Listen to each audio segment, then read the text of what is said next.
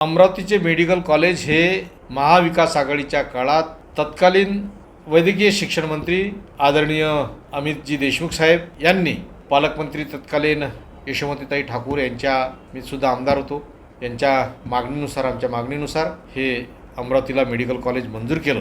त्या संदर्भात आता जागेचा प्रश्न फार मोठ्या प्रमाणावर चर्चेला जात आहे। त्या बाबतीत मी एवढंच म्हणेन की मेडिकल कॉलेज हे अशा ठिकाणी असावं की जेणेकरून शहरात सर्व जे काही वैद्यकीय रुग्णालय असतील शासकीय, मग इरविन असेल, डफरीन असेल, सुपर असेल,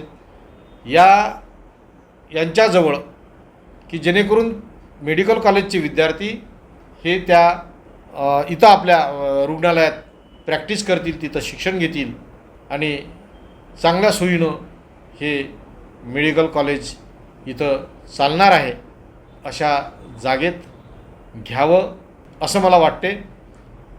अनेक आमदारांनी यामध्ये त्यांचे मतं नोंदवलेले आहेत, मी त्या वादात जाणार नाही, परंतु हे मेडिकल कॉलेज अशा ठिकाणी असावं की जेणेकरून रुग्णाच्या आणि विद्यार्थ्यांच्या सोयीसाठी सोयीनं असावं की त्यामध्ये ते विद्यार्थी शिकून शिक्षण घेतील।